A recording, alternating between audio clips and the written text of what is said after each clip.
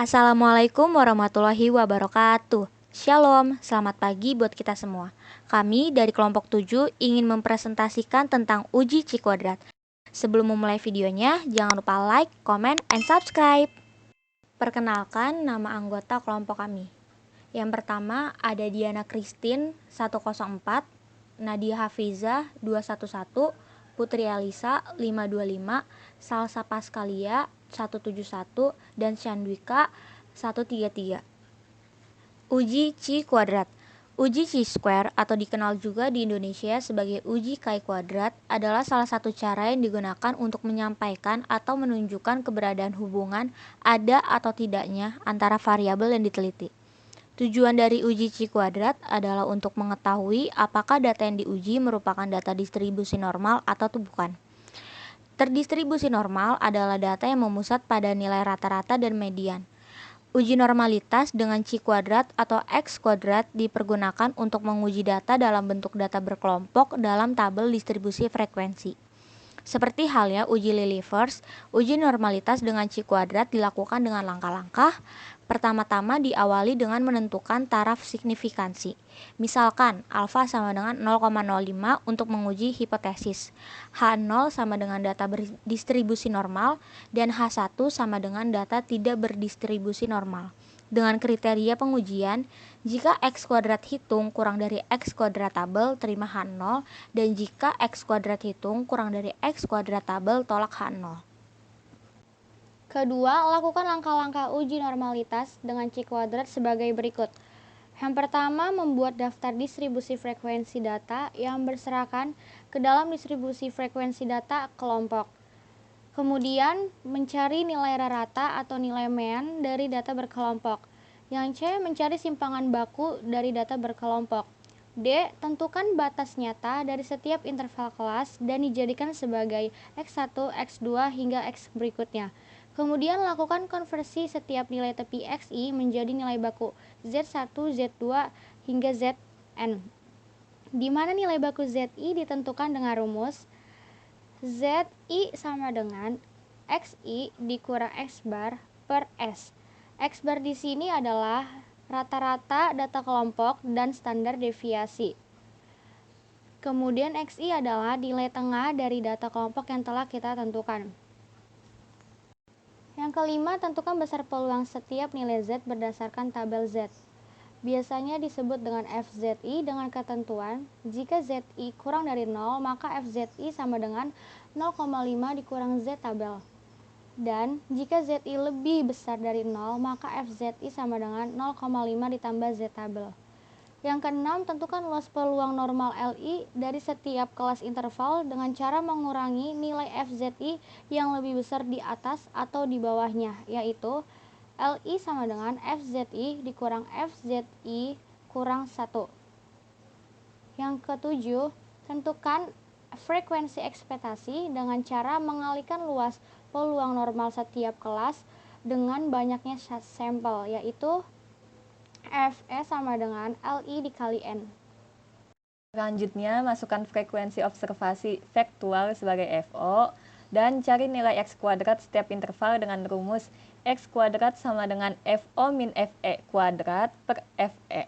J. Tentukan nilai X kuadrat hitung dengan rumus X kuadrat hitung sama dengan sigma X kuadrat sama dengan sigma Fo min Fe kuadrat per Fe. Selanjutnya, tentukan nilai X kuadrat tabel pada taraf signifikansi dan derajat kebebasan dengan derajat kebebasan sama dengan K min 1 dengan K sama dengan banyaknya kelas atau kelompok interval. Selanjutnya, bandingkan total jumlah X kuadrat hitung dengan X kuadrat tabel. M apabila X kuadrat hitung lebih kecil X kuadrat tabel, maka data distribusi normal. Dan jika X kuadrat hitung lebih besar X kuadrat tabel, maka data tidak berdistribusi normal.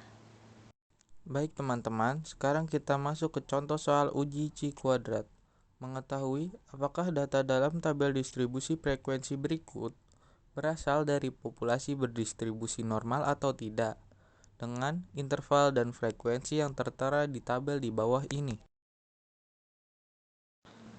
Langkah pertama, hitunglah nilai mean dan simpangan baku dari data tersebut.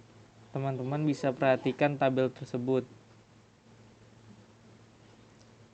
Dari data di atas, didapat nilai mean X bar sama dengan 59,2 dan simpangan baku S sama dengan 11,5. Dan selanjutnya, tentukan nilai tepi kelas dan bawah setiap interval kelas. Lalu kemudian konversilah setiap nilai tepi kelas tersebut menjadi nilai baku. Dan seterusnya, tentukan nilai FO min FE kuadrat per FE.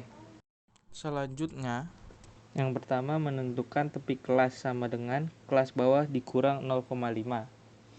Untuk interval yang pertama, 30 dikurang 0,5 sama dengan 29,5. Dan untuk interval selanjutnya caranya sama. Lalu menentukan ZI sama dengan XI dikurang X bar per S. Untuk interval yang pertama, karena X barnya sudah diketahui 59,2, jadi 29,5 dikurang 59,2 per 11,5 sama dengan min 2,58. Untuk cara selanjutnya juga sama dan menentukan Z tabel. Untuk menentukan Z tabel, teman-teman bisa melihat buku halaman 430.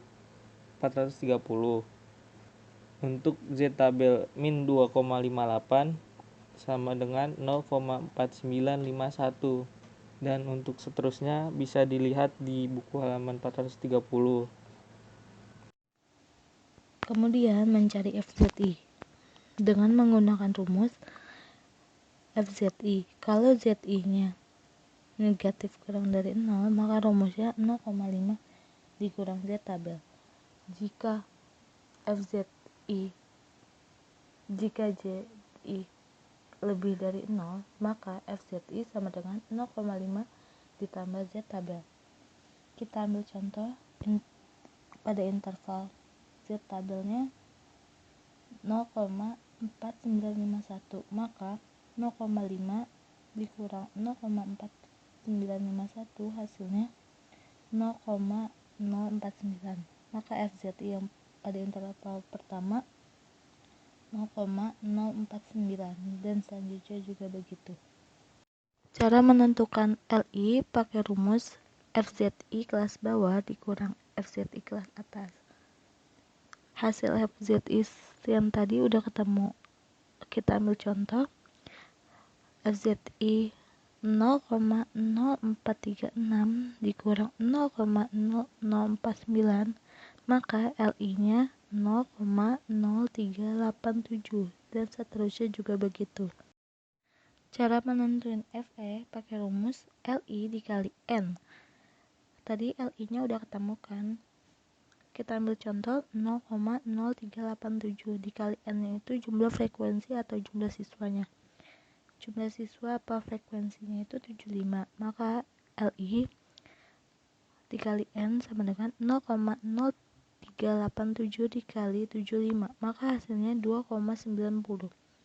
Cara menentukan C kuadrat adalah FO dikurang FE kuadrat per FE.